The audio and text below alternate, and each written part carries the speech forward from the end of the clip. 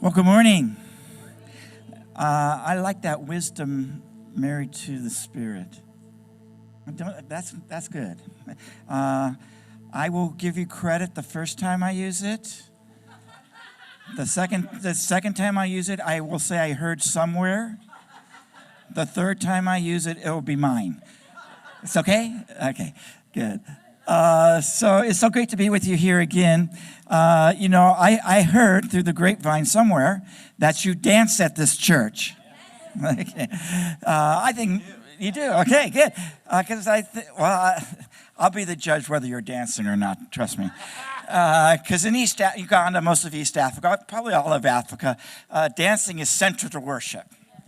So I'm trying to fit in with the culture, and so my wife's Ugandan, so I asked her, can you teach me to dance? And she said, no. And I said, why? And she said, well, two reasons. And I said, what? And she says, one, you're white, and white men can't dance. Okay, I tend to agree with her. And secondly, she explained to me that we learn to dance when we learn to walk. And it's too late. And so I thought, well, that's because it's true. If you ever come, you'll see these young kids. You'll see 2-year-olds, 3-year-olds, everywhere they're going. They're not only walking, but they're dancing. For all the difficulties they may have in life, it's so touching to see these kids dance and know somewhere there's this inward joy. That sort of emerges. So it's really a blessing. Let me just remind you a little bit of what we talked about yesterday. You remember we talked about that definition of what PTSD or trauma is and how it's expanded over the years from that more restricted, conservative view of PTSD related to combat, and the understanding began to grow that trauma is much more prevalent than just a combat situation, and that this idea of the first part of the definition being a life-threatening situation was critical to that definition, but then it became some flexibility in how one interprets whether or not they've been in a life-threatening situation. And so now there's sort of an allowance or a permission in some ways for an individual to make that determination if whether or not what they have experienced has been life-threatening for them. So it may vary from person to person. Even the same episode may be interpreted differently. But as healers, I think you learned from yesterday that we allow the individual to make that interpretation for themselves, whether the experience they had was life-threatening. It may not be to you or to me, but it is to them. And consequently, because that's the way they process the event, they will experience the kinds of things, the signs and symptoms we've been talking about when it comes to trauma or PTSD. And you remember we talked about those 4 basic signs of trauma: the obsessive intrusive thoughts regarding the event that the person just can't get out of their mind, no matter what they try to do. Secondly, the avoidance behavior, to avoid any person, place, or thing that even reminds them of the traumatic event. The negative sentiment override, that is interpreting everything in their lives as negative, even when it's intended to be positive. And finally, that hyperarousal, that hyper anxiety, that the person has a constant state of anxiety that places them in a very irritable kind of behaviors. And then out of those signs came a number of symptoms we talked about, and we'll talk more about today, especially in kids, but the most important one being sleep disorders, and we'll spend some time on that. Now, sometimes people wonder, I talk about Paracletus, okay, Glenn, you're doing this trauma healing stuff. How does that relate to the gospel? Because if you picked up one of our little trifolds, you'll see that I wrote that for us in Paracletus, we are fulfilling Jesus' Great Commission, because that's what it's all about. We're to go in all the world and make disciples, teaching them everything that Jesus taught us. So that's the core. That's why we do what we do. We just go about it a little bit different way than what has often been done traditionally, because we model it after the Luke 4:18 verse. I think most of you are familiar with that. We'll take a look at here later today. And what I mean by a little bit different traditionally, we don't have crusades. That's been very popular in Africa, for example. Those more difficult in our context because of working with the refugee refugee community. We don't necessarily do the door-to-door. The way we fulfill that Great Commission is by healing trauma. We believe that when a person's trauma is healed, whether they're a Christian or not, the Holy Spirit will come and invade that person's life and transform them. So just for example, let me just illustrate one story that happened, I think, about a year and a half ago. And so I'm in one of the camps, and I'm observing / supervising one of our healers. And she's talking to a woman, first time, she's a Muslim woman that she's speaking to, who has come to see her because she's been traumatized. At least the healer suspected, because of some of the behaviors she had observed in this woman, because she was a neighbor, that she might be traumatized, and invited her to come and have a conversation. So I'm observing this, and the Muslim woman begins to share her story. Like we talked about the trauma story. And she had been raped by her neighbor. A man, I don't know if he was a Christian or not. He wasn't a Muslim, she didn't say. So she's been raped by this guy. And she's full of hatred and anger. And she is talking about wanting to kill him. She wants to have vengeance. She wants to kill him. And the healer begins to talk to her and begins to explain, what I touched on a little bit yesterday, the importance of forgiveness. That she needs to forgive this person. Now remember, she's a Muslim. And if you know anything about Islam, that concept of forgiveness is fairly remote. It's just not within their paradigm of their understanding of God or Allah. And so she's sharing this with her.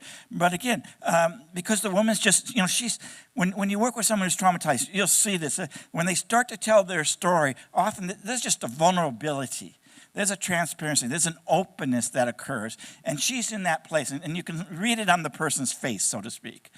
And so at that point, the healer said, she felt like she needed to push it. And she goes, you're right, you can't forgive him, but Jesus in you can forgive him. And Jesus through you. And so that got her attention. And so the woman said, we can pray right now. And you can invite Jesus into your life. Now remember, she said nothing about sin. She said, not that there's anything wrong with that, but you understand what I'm saying? She said nothing about that, nothing about, here's a prayer, here's the 4 spiritual laws, or any of those things. I'm not discounting that, but as I'm describing this session, you'll see how God is bigger than that, if you will. And so the woman pauses for a moment, and she goes, she assented. Okay, I will pray with you.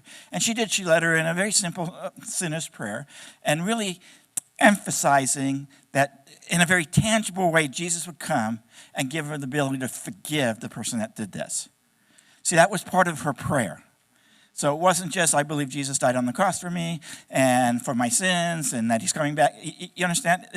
It wasn't a theological statement she was praying. It's a very personal, individual statement, a plea for her to have the ability to forgive this guy. And of course, this is being done that Jesus is the only one that can do that. So she prays, and after they're praying, and again, I'm watching this Muslim woman lifts up her face, and you can see something profound had happened to her on a very deep level. And she is sitting in a chair, and she reaches behind underneath her leg, and she pulls out a knife.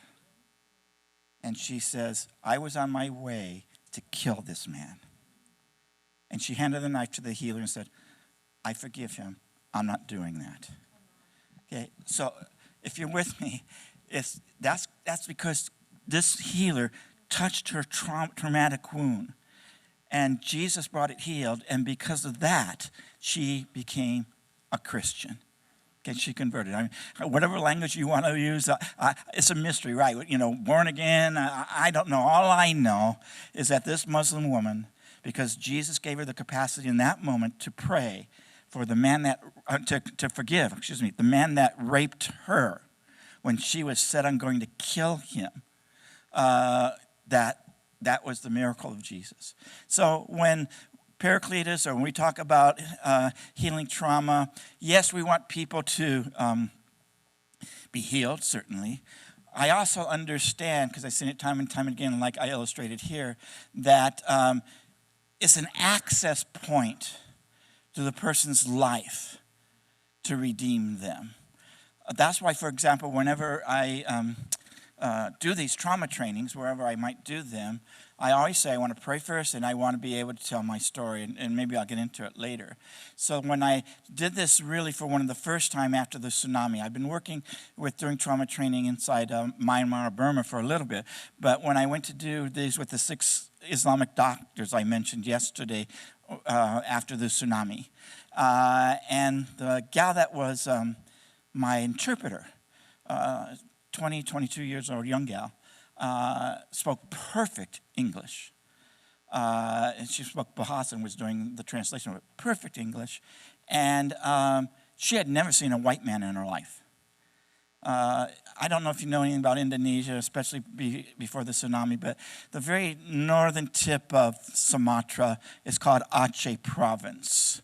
And Aceh at that time was an independent, autonomous area of Indonesia under Sharia law. It's about 90% Islamic. And that was the epicenter of the tsunami, if you remember. I'm in Banda Aceh where it hit, and 188,000 people were killed in a matter of 3 minutes when 5 waves 100 feet tall slammed into the coast of Indonesia going 550 miles an hour. And within 3 minutes killed 188,000 people. And so I'm there. This is called trauma. And she's listening to me do she's doing the translation. So she's hearing all this stuff you're hearing. And she is in my story. And afterwards, she took me aside and she goes, I know a little bit about Jesus. I've seen it in the Quran, but I've never heard anything about the Jesus you talk about. And it's the first time she had ever heard what we would call the gospel. And again, all because it's not about me. I simply had a little education and a little information that they didn't have, and they're facing a horrific catastrophe. I mean, if you remember when that tsunami hit, the first newsreels were not from Indonesia. They were from Thailand. Indonesia was trying to keep this under the rug, but you can't hide 188,000 dead people. And so they were horrible suffering. And she hears about the trauma, hear about Jesus healing. Now, I wish I could say she fell on her knees and asked Jesus into her heart and she got saved right there. But that's not the story. She didn't. What she got was a little bit of the light in the midst of her darkness. And I know to this day that God has taken that seed because he planted it and he's not going to leave it go dormant or die. And took it and did whatever he's going to do. And I could be wrong, but I'm pretty certain I'll see her one day in heaven. I think we're all going to see some people in heaven that we had no idea we had an influence on. Forgive my ADD, but one quick story for that. I have a nephew, and he's a surfer, owns a surf shop in Huntington Beach. That's his life and all that.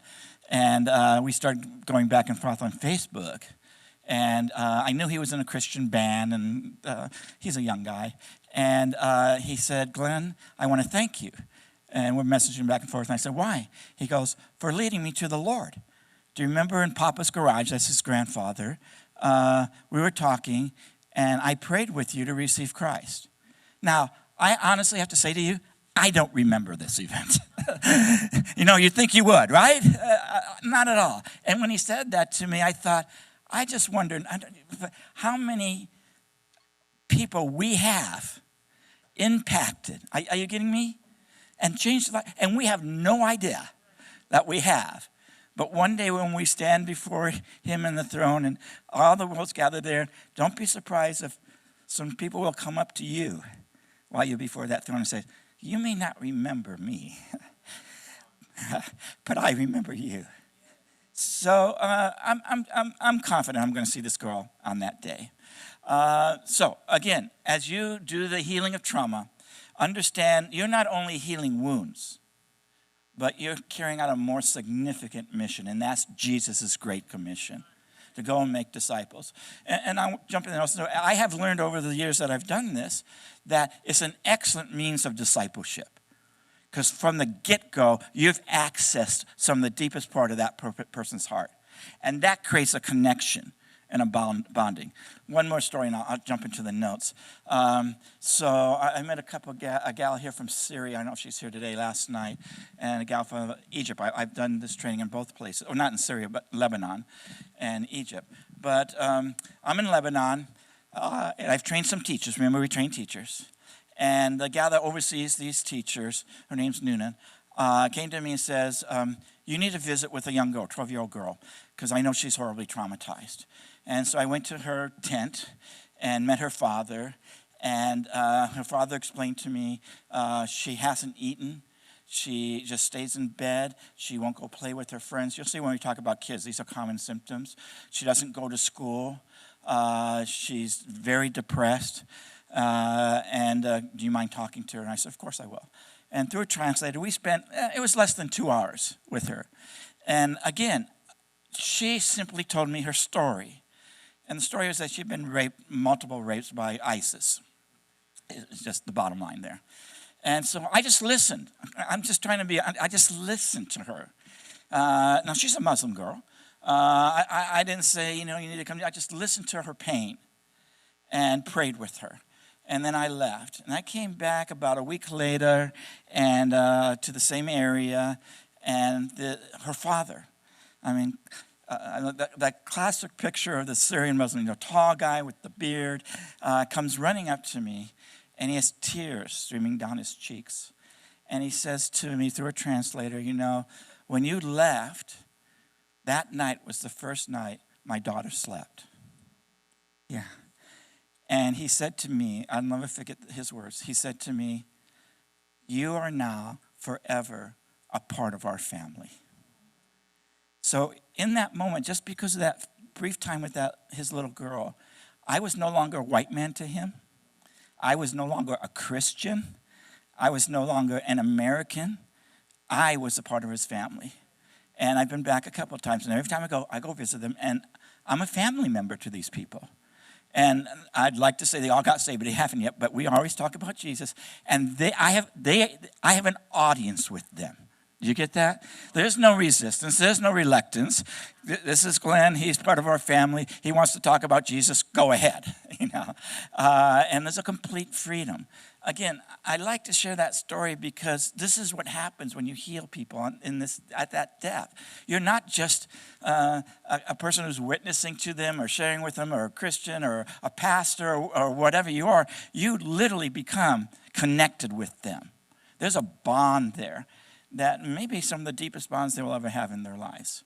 So I want to encourage you to continue the work of healing because of what God can do through you because you do that. Okay, let's jump back into our notes if we could.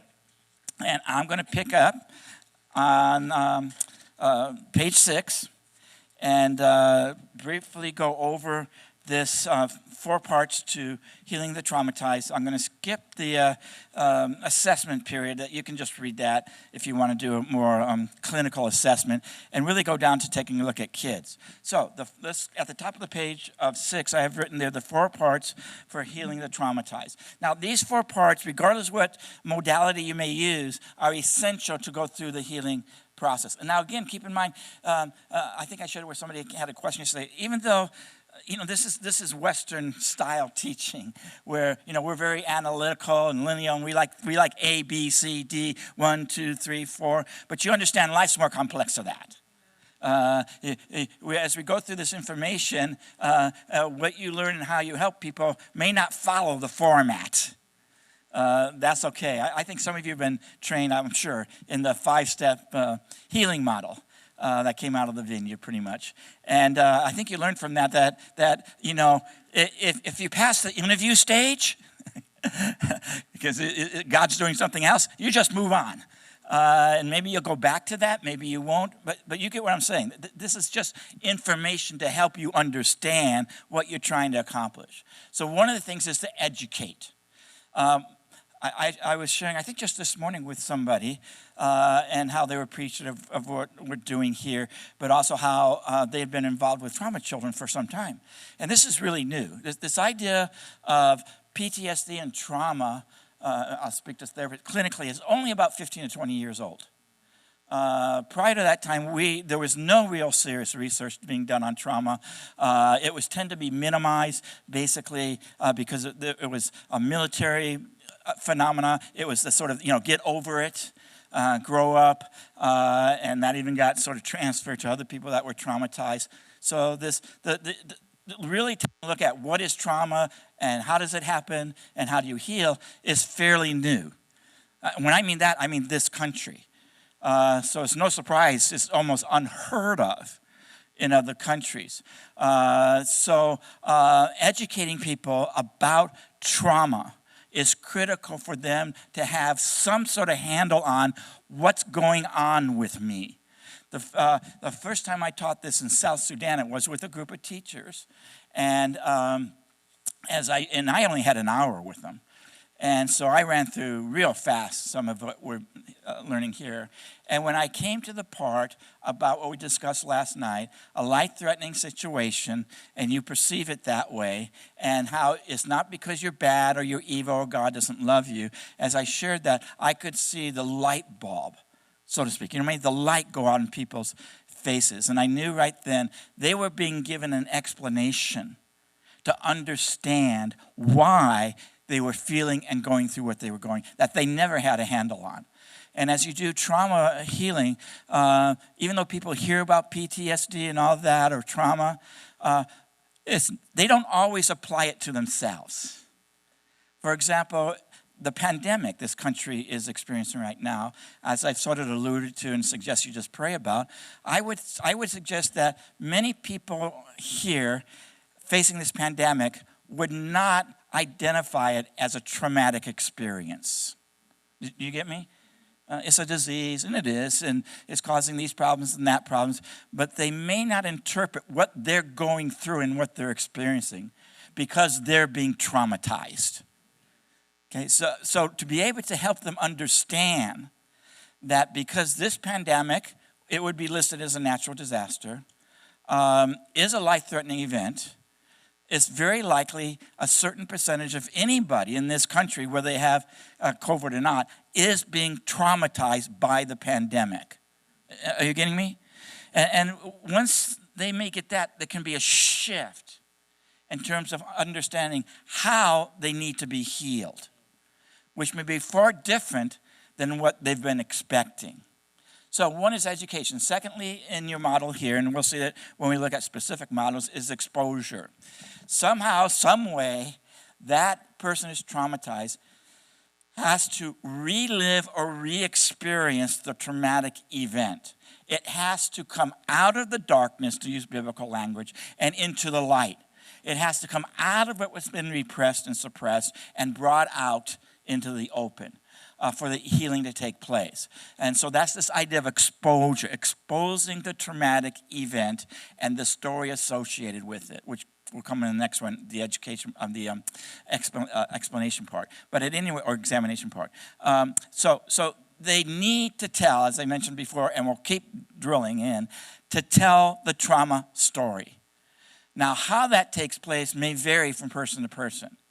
But as a healer, your bottom line, so to speak, is somehow in my ministering to this person, bringing healing to this person, whether it happens in a one-time event like the woman with the knife going off to kill her rapist, or it occurs over a process, my ministry is to be safe enough with this person so that they can tell their trauma story and expose it somehow so that the Holy Spirit can come in with the power, healing power of Jesus and heal those wounds. You got me, right? Okay. The next step, or the third step, is this idea of examining. Because as we learned last night with the woman that when she interpreted her own trauma story of being raped by the soldiers, that all men are rapists. It's not unusual that someone is traumatized. When they tell their trauma story, when it's exposed, that they will have aspects of that story that just are not the truth. Okay? Like all men are rapists. The person does that because they're trying to somehow make sense of what happened to them. Do you get me? Or like the soldier that killed the 8-year-old boy, I should have done blah, blah, blah, instead of what I do. In order to survive that intense pain associated with the traumatic event, they simply are trying to make some sort of cognitive reasoning that makes sense to them. And so when you hear this story, as it begins to be exposed, whether it's a one-time sitting or it takes weeks, months, or maybe even years, your part of your job is to begin to identify this person's story. What parts of that are just not the truth? It's just not true. It's false. Because that's if I can use the spiritual warfare part of this, that's the enemy planting the thought in their mind. So he can captivate their thoughts, and through that capture, begin to manipulate and control them because of that explanation. To the point, like this young girl, I'm not getting married. See, that was satanic. Because marriage is good, right? If you believe, your marriage may not be good, I understand that, but no. But, according to the Bible, right? God was the first one to go, this is a good thing. We want people to get married, that's fine. And so, but the devil would plant it in her mind, marriage is not good, so don't get married. Do you get it? And so if some of you are in touch with spiritual warfare, that was the spiritual warfare that was going on. That lie that was planted now began to control her life so that she made life decisions based upon the lie. And so Mercy, our healer, picked up on that. She's been trained in that and understood that in examining the story that was the explanation this woman had for her trauma, recognized that there were lies that were just not the truth. And that led to the next thing, the teach. The teach part is that's when you teach the individual the truth rather than the lie. And this is why we give a Bible to every one of our VIPs. Because we believe this is the truth. Bottom line, this Word of God is the truth. And if we're going to counteract the lie, we have to do it with the Word of God. And so the healer would then would identify this is a lie. They wouldn't use that language, you understand? I'm just trying to condense it. They would point out this is not the truth, what you've been telling yourself. This is the truth. Like the soldier who was convinced he was going to go to hell because he killed that 8-year-old kid. And that's a lie. You get me?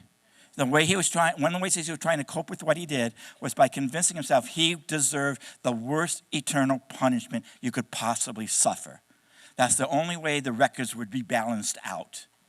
And that was a lie that Satan had planted in him, but he believed it. And so as we brought him through that period of healing, what I did begin to do over time was begin to just go to the Bible. That, he'll never leave you or forsake you. He loves you by grace. You're saved. We sang it today, the amazing grace. Are you getting me? It's just those few verses that most of you know that will destroy the lie that the devil had planted in that person's brain that the enemy is using to control, manipulate that person's life. So that's why when we talk about Luke 4:18, the trauma healer sets the captive free. People who are traumatized, as I'll spend a little time on, are imprisoned. They're imprisoned by the memory of the traumatic event and their interpretation of that event. They're captives, and they have to be liberated if they're ever going to fulfill their purpose and destiny. Okay, so now let me go down, if I could. We're going to skip the assessment part and how to know if a child is traumatized. So there's several when we talked about some symptoms in general last night of trauma. For kids, there are some specific aspects you want to be able to look with. I don't know how many of you work with children. Can I see? Oh, great. This is good. So a number of you work with children, which is wonderful. Okay, so what are you looking for? One is repetitive play that represents the trauma. I first saw this again when I was in Indonesia after the tsunami. And for whatever reason, we were watching these kids play in school. And everybody plays what you guys call soccer or football. That's the world game. You didn't know that. Some of you got that. All you need is a ball and 2 goalposts. and you can be the poorest person on the planet. And trust me, I've seen some balls that don't look like balls, but it works. So everybody plays football, if I can say that. So they would all be lined up, these kids, a whole bunch of kids, on one side of the football field. And someone would say, "It's coming, it's coming, it's coming." And when they heard that, all the kids ran as fast as they could to the other side of the football field. And when they all got to the other side, someone else would say, "It's coming, it's coming, it's coming." And they all would run back. And they would play this game again and again and again and again. What were they doing? They were reenacting the tsunami.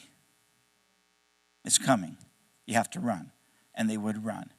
And kids will do that because what happens with children, I'll be careful here because kids are really brighter than we think, but typically they may not have the verbal skills to tell their trauma story. So they tend to act their trauma story out. That's why, for example, Paracletus, we're really excited about a woman coming who's an art therapist. And I think she's going to spend 6 months with us, maybe longer, to work with our kids and work with our healers, teaching them how to use art for the child to tell their story. Okay? Which is, you can pray first, because we're missing that piece. And, art transcends culture and generations and all that. Picasso said once that it took him, I think he said, 2 years to paint like Raphael. It took him a lifetime to paint like a child. So it's expressive of them. So when you work with kids, keep in mind that they may not sit down, like an adult and tell you the story, but they're going to act it out somehow. For example, remember I told you this story yesterday about the teacher that was caning the kid because he was so disruptive in class and what happened in that story. And one of the things I try to emphasize to our teachers in that culture, because caning is common, with discipline mentioned and all that, is I try to help them understand these kids are not bad kids. They're kids that bad things have happened to them, so they do bad things. Did you get that? Because it's important to make the distinction between the value and worth of that person. And they're not bad. It's just that horrible, often unspeakable things have happened to them. And so they deal with it by doing bad things. And so the other thing, if you turn to the next page, you want to kind of observe in kids is bad dreams about the trauma that become nightmares about monsters, hurting them, their friends, or their family. So they'll have nightmares about monsters, not about the perpetrator per se, but just these horrible monsters that are destroying their friends and family. And they'll tell you about those kinds of nightmares, or sometimes just simply act it out. Thirdly, or seeing ghosts of their loved ones. This is a phenomenon that occurs, and quite honestly, some of you may be more in tune spiritually than I. I don't quite understand it. I don't discount it, because I'll hear the kids say, "I saw my mother last night." In the middle of the night, she came to my bed. Now, what am I supposed to say to that? Sorry, your mom's dead. She didn't come. You just whatever. I just let it go. But there's something happening in the processing of that child's healing and telling their trauma story that certain individuals visit them that are significant for them and trying to convey what they're going through. And so I guess what I'm trying to say is that if you hear that from kids, just kind of go with the flow. Does that make sense? Don't try to correct them about whatever theology you and I may have about ghosts or not. I mean, it occurs in the Bible, right? So, what do I know? I don't, Dave may appreciate that. I was a vineyard pastor for a while, and John Wimber was a real influence upon my life and traveled to VMI and all that kind of thing. And he told a story once of how when the Holy Spirit just fell on the vineyard in Anaheim, up in the high school in the canyon, that one of the elders, after one of these Sunday night events, came up to him and said, "John, this is," because there were some interesting phenomena occurring at that time. And he said, "How can you let this happen?" And he goes, you got to do what the Bible says. You got to stay with what the Bible says. And John looked at him, and he gave the story about, I think, the prophet Elijah who threw somebody into the bones and they came alive. You remember that story? And he goes, have you ever read the Bible? That's all he needed to say, because his point was, there's some really strange incidents that occur in this book that are hard to explain. And so if you're really going to go by the Bible, well, hello, get ready. There are going to be some strange things that happen. And so when I hear kids talk about that and do those kinds of things, it's just realizing, okay, I don't know it all, but I know how to stay consistent to what God wants to do.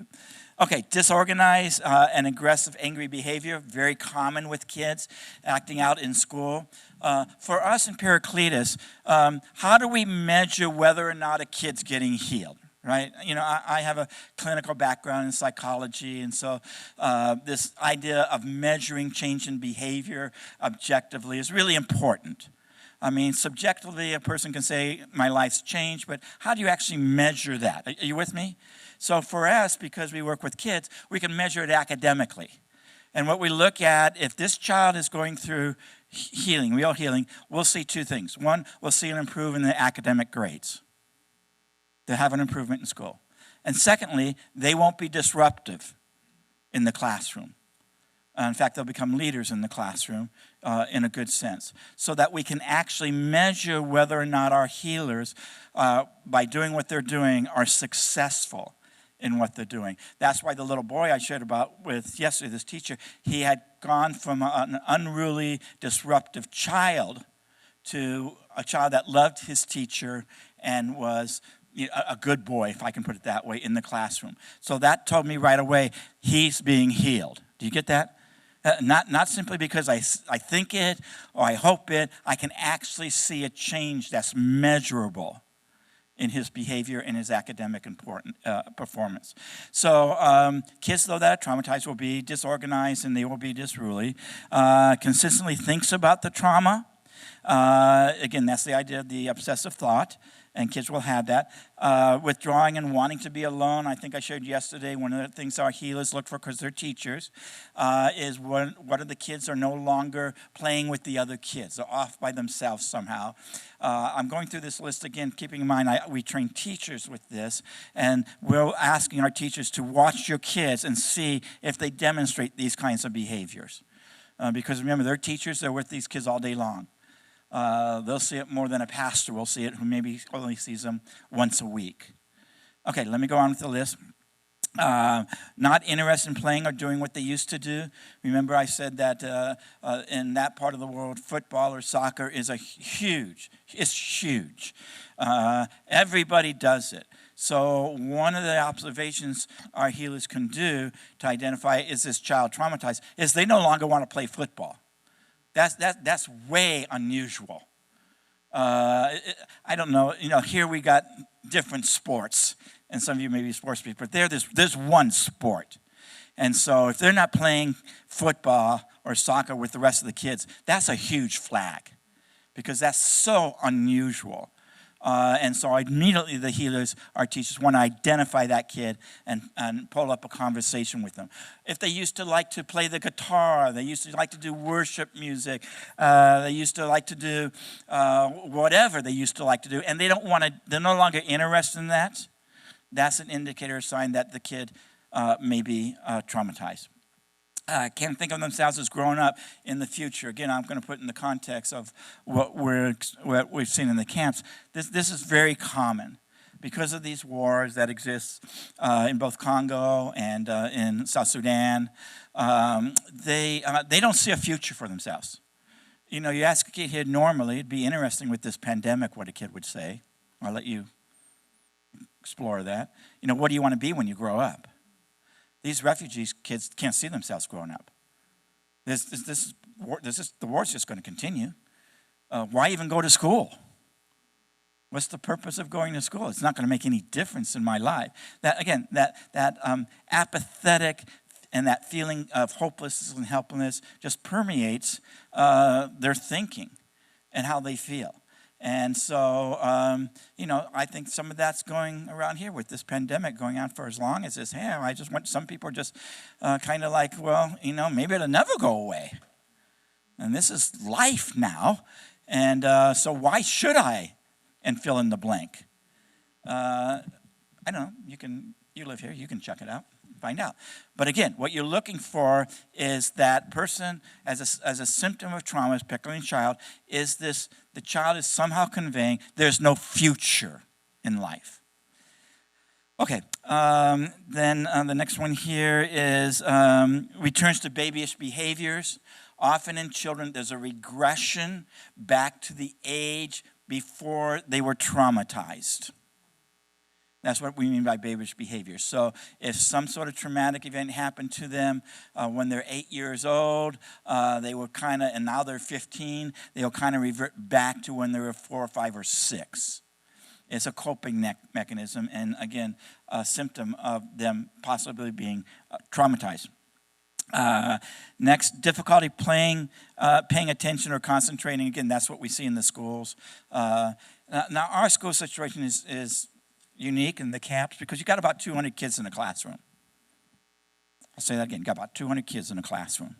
I don't know what the legal thing is, but probably around 30 or so that you're limited to. And these are in, if you see any pictures, if you follow me on Facebook, I'll send it out sometimes and you'll see.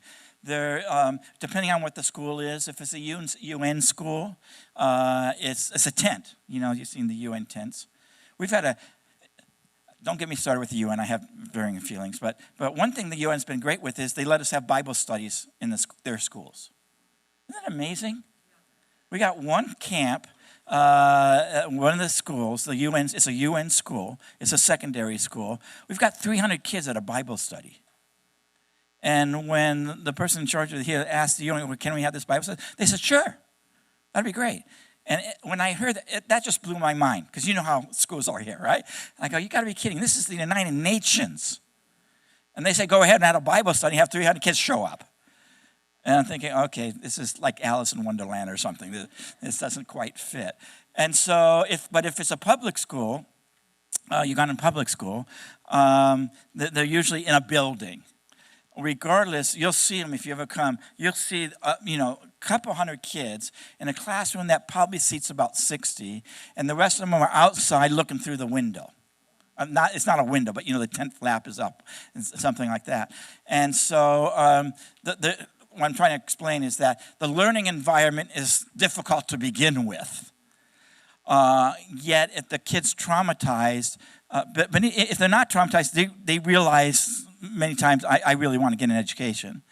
But if they're traumatized, they can't focus, they can't concentrate, they can't pay attention to the teacher. They're off wandering around. And so that's one of the things that our healers, that our teachers is looking for in the kids, is where they can pay attention. So if you're working with kids, that's one of the things you want, or they have the capacity to concentrate. And you'll learn about why that's difficult for anyone who's traumatized, an adult or a child, because of how trauma affects the brain. And how the brain is trying to process the trauma and the tremendous amount, if I can put it this way, energy it takes for the brain to process it doesn't leave enough room or capacity left to concentrate. Okay, let me move on here. Clinging. I like telling this story because it has to do with Pastor Dan. Shh, don't tell him. I was with him. We were in Lebanon, and as I told you, we work with Nuna and Michelle, her husband, in the Bekaa Valley. And we're out there one day, and Pastor Dan's visiting this group, and this little girl comes up to Danny. You know Pastor Dan, right? So he's a big, tall guy. That's what I'm trying to explain here. And so this little girl grabs a hold of his leg and starts to go up and down on his leg, clinging to him. And I said to Nuna, something's happening in that girl's life. Why did I say that? Because the behavior, and Nuna says to me, really? She goes, she does that to every man that she meets that's a stranger here. And I said, well, you need to go find out what's happening. The reason why I said that is she was about 6 years old. Couple things. Culturally, her clinging to a stranger, especially a white guy, right away is a flag. You get me? See, I guess one thing, if you're going to do this, and you are, you've got to have the skill of observation.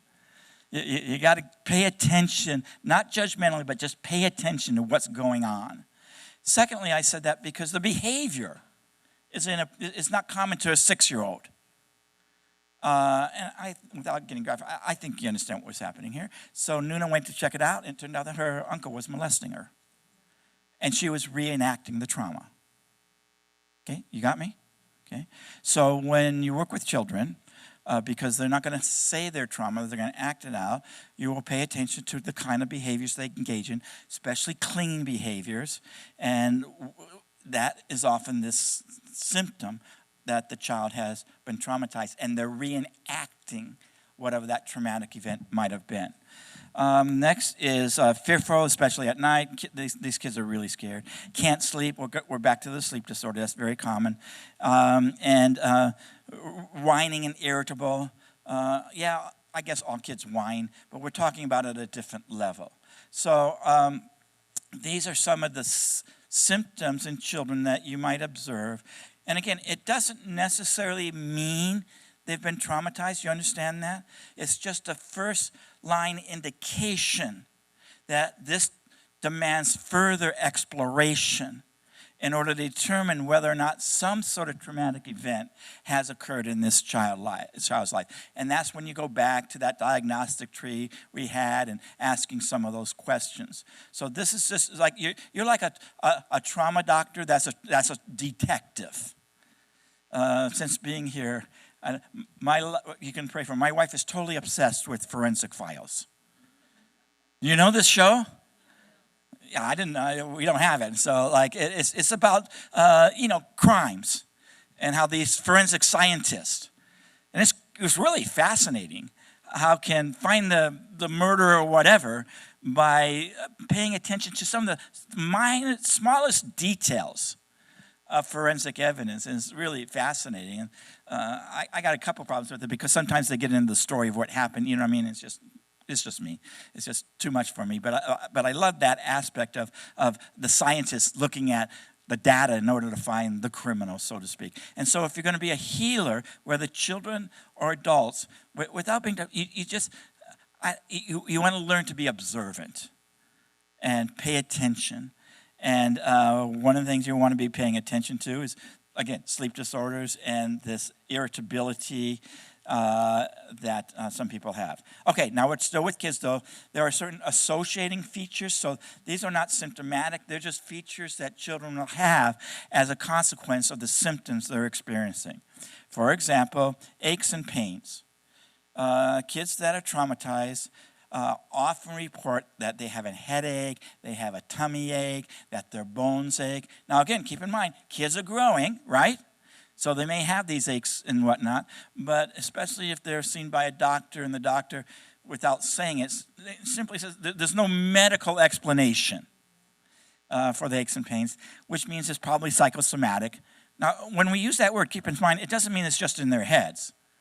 It means these symptoms are real. You with me? They really feel the pain. It's just there's no medical explanation for the pain. Well, in this case, talking about trauma, the explanation would be that the kid's probably traumatized. Secondly, bedwetting. That's an important one with children because every culture has an appropriate age when a child should be no longer wetting the bed. So if a child has stopped wetting the bed and then now is wetting the bed again, it often is an indicator that they may have been traumatized. Or if they're past the age of wetting the bed and they're still wetting the bed, that's usually an indicator that you need to pull up a conversation. One story, and we'll talk about, she'll be in one of your clinics, the woman girl I'm going to share about, that you're going to role play with. I taught at, when I first went to Uganda, I taught at Ugandan Christian University. It's a university. And so I taught this trauma course for the students. And these are young people, right? 18 to 23, whatever. They're in college. And so we're going over this part, the bedwetting. And afterwards, one of the girls, a young lady, came up to me and says, I've always wet the bed, which was amazing that she would, disclose that. And so, and she knew we're talking about the trauma story, and she goes, I think I may be traumatized. Now, when you read her story and the little bit I'll share of her story, it'd be like you'd go, this is a no-brainer. What had happened to her is, now remember, the bedwetting thing is what drew her to talk. Does that make sense? Okay. Otherwise, she would never say anything, especially to me, because I'm her professor and I'm white. But this disturbed her so much. And part because she wanted to get married, which is common in that culture, right? But she knew there was no way she could ever get married as long as she was wetting the bed. So she began to tell me the story that her mother couldn't afford her, which is common. The father had been, couldn't afford, so she went and couldn't afford her school fees, certainly. So she went to live with her uncle and her aunt. And the uncle was paying the school fees for the university. And he was going into her bedroom virtually every night and raping her. And she told this to her mother and to her aunt, this man's wife. And they told her, uncles do those things. And unfortunately, in East Africa, it's very true. And said, just don't tell anybody. Just keep it to yourself. It's fine. Forget about it. And she had been pregnant by another rape and had a child. So she's been horribly sexually assaulted.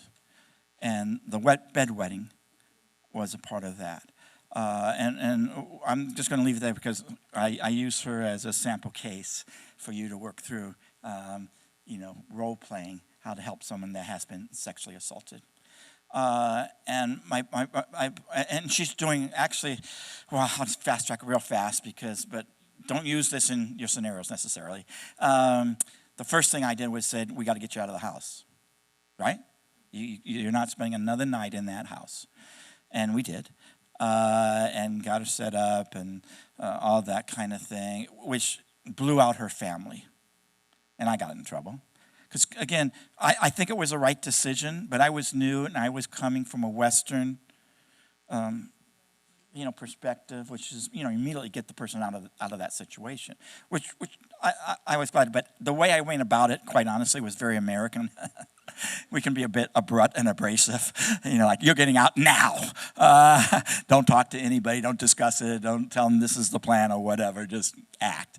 So it blew out her family, and it was unfortunate. And I got in a little bit of trouble for, saying all this. But at the end of the day, and I'll just go to that real fast, is that she's doing well. She did leave that school. She went to she's teaching. She's self-sufficient. She lives in Kampala, and she's not married yet, but she's no longer wetting the bed. She's been healed. And of course, it's changed her life. Now, it came at a price, which I guess I'm kind of glad I'm sharing this, because sometimes when people get healing from their trauma, because everybody kind of copes with this in different ways, and her family dynamic was that you just don't tell the secret. It's nobody's, especially in that culture, believe me, you just don't talk about these things. But it was destroying her life. But the price of her freedom, if you will, was her family. So sometimes, I know sometimes I present that, the happy Care Bear ending, but sometimes these endings come at a high price for people that are being healed. And that's why this is great being here, because they need a community of people that surround them, that maybe replace a family in some ways, care for them as they journey through making some really difficult decisions in order to pursue their own healing. Okay, the next associating feature I want to talk about is being naughty. They act out, like that little boy I mentioned, that he's not a bad boy, but he does bad things because bad things have happened to him. Tantrums. And then the last one is poor in-school performance, and that's one of the things that we monitor. Okay, now how do trauma affects kids? An inability to mentally focus and concentrate. We know today, smarter people than me, who can measure through MRIs, brain activity and size, that a child who's traumatized has a smaller brain than a child who's not traumatized. When we talk about healing, one of the things I'll really emphasize is that as a healer, you know, you're healers, right?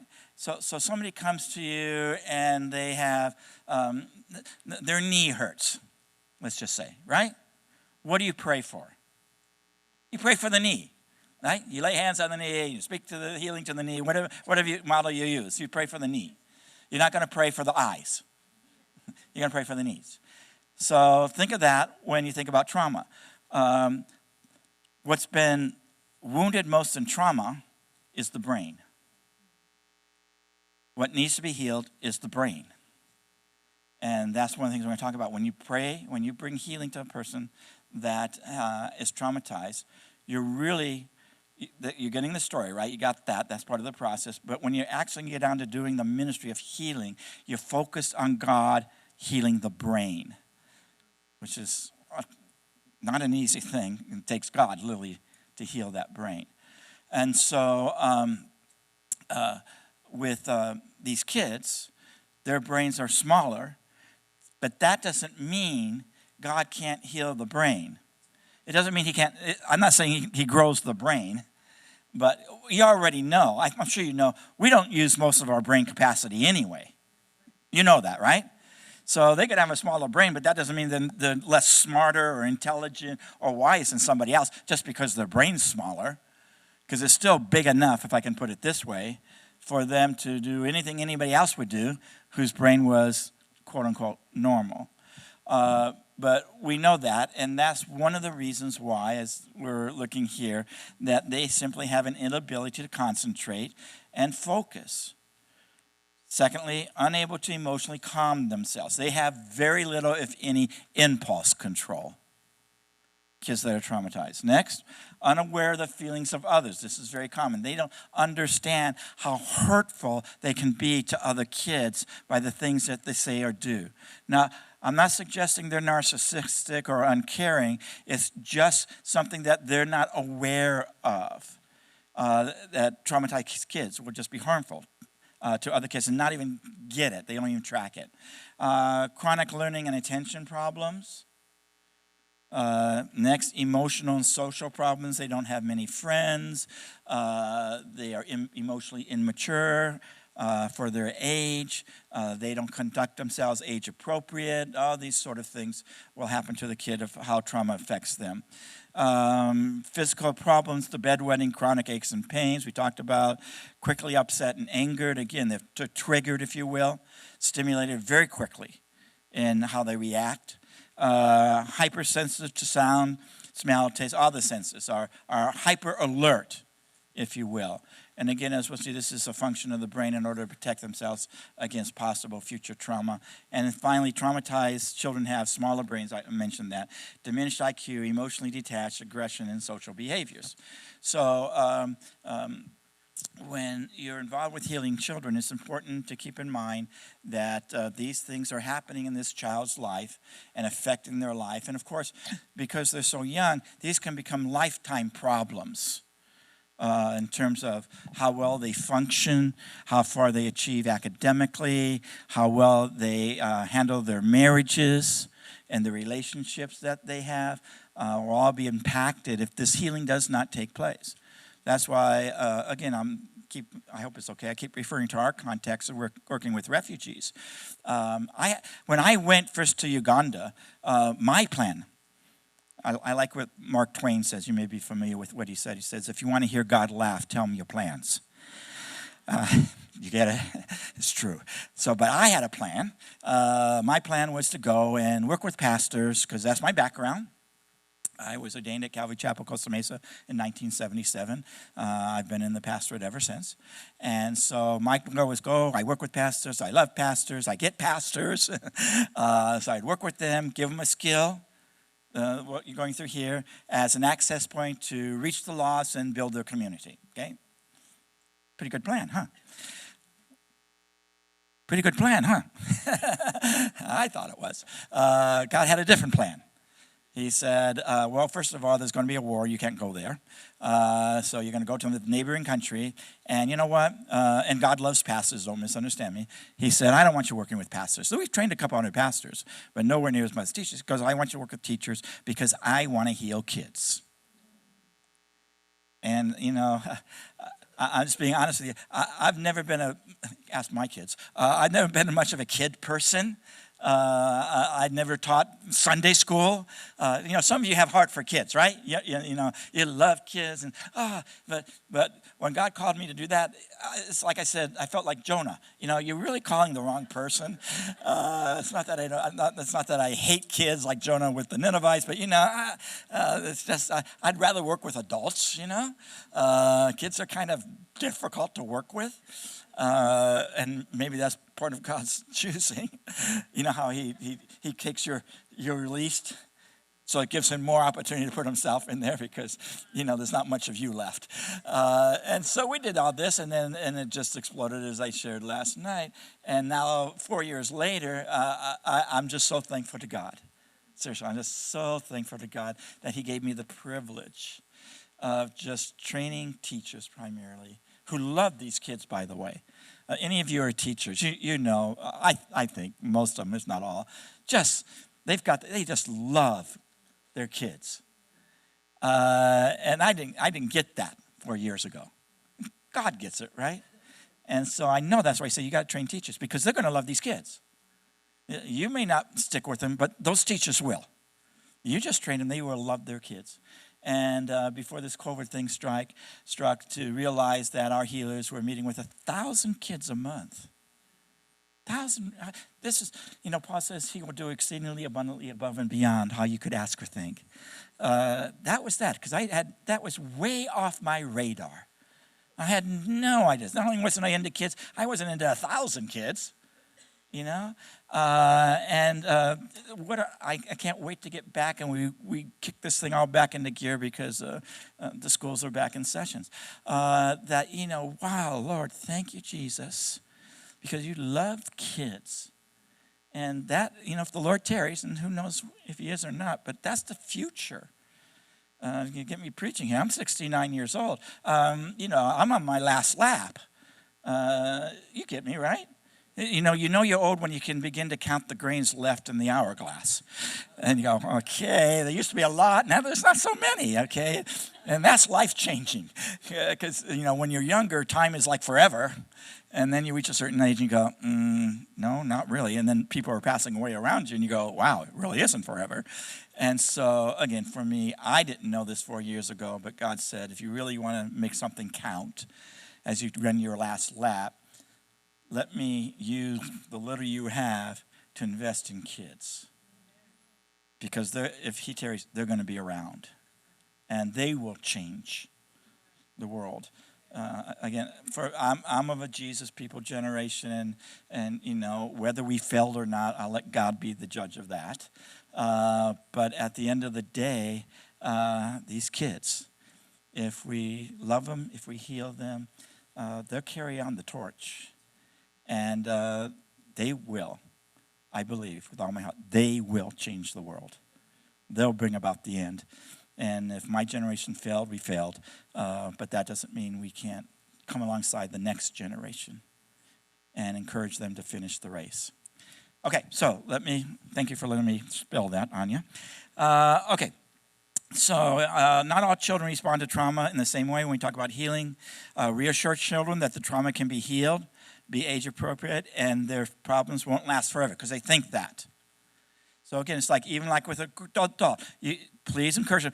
God can heal you. So for me, theologically, that's not a question. That's not a doubt. That's a certainty. God, Jesus, the Holy Spirit, the Divine Trinity is a healer.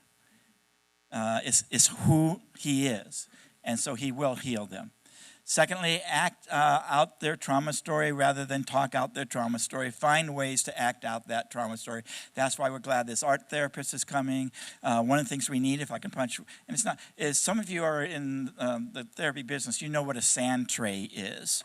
How many of you know what a sand tray is? Okay, you got it. So we desperately need as many sand trays as we can get. And we can't really get them there. And it may be prohibited to ship them over there, but you get what we need. We need a tool for these kids to act out their trauma. And if you use a sand tray, you know that's very helpful. For my internship for my master's program, I was the first male therapist at the largest treatment center for battered women and children in the country. It was a women's liberation organization, if I can say that, so very progressive, very leftist. But if you've been through your graduate training, you know you got to get hours. And so it's like that old thing, like volunteer in the ministry, in the military, who wants to go on this death-defying mission, and everybody takes a step back, and you're the only guy standing out front. But it became a wonderful experience doing that. But I learned through all that, and so I use sand trays all the time. And I learned that okay, some of these kids were, horribly traumatized, horribly abused by a parent. And so it was so helpful. So anyway, just pray for that for us. We got to get that part together because it would be really, really such a valuable means to bring healing to these kids. Okay, so we want them to play it out or act it out rather than speak it out. Play pretend games with children because they talk when they enter into their imaginary world. So if you're as a healer with children, let the Holy Spirit help you become creative. When we do the role playing here after our break, I'm going to ask you to just get over yourself and give the best performance, give an Academy Award-winning performance. Enter into your role. Are you getting me? And so these, kids, if you have kids, if you start talking to them, Disney's made a fortune off of this. If you just enter into their imaginary world, all of their inhibitions drop. And you can hear so much from their heart as they just, there's somebody else and somewhere else, but they're opening up to you. Okay, so that's important. Use expressive, not realistic art. I've sort of hit it on that. When this guy comes with art therapy, we had another one here a couple years ago before COVID, and a Norwegian team, and she was an excellent art therapist, and she got this idea of expressionary rather than realistic art, because you know how kids are, right, in school. If I don't even know if they have art still. I don't know, but everyone's trying to draw the perfect picture. Well, that's not what we're looking for.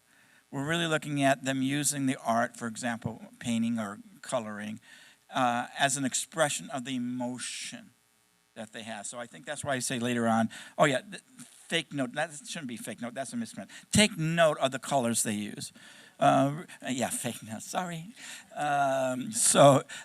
We know today, researchers know that universally, children use certain colors to express certain feelings. So black is a sad, depressive color. Red is an angry color. Yellow and blues and greens are happy colors. You with me? So when our healers, when they get trained and they do art with the kids, they're going to pay attention to what sort of colors they use. And usually you set up some sort of scenario. Draw me a picture of your family, draw me a picture of your home or your friends or whatever. And then based upon what kind of colors they use will be helpful in interpreting their emotional state, which is what you're trying to understand and access.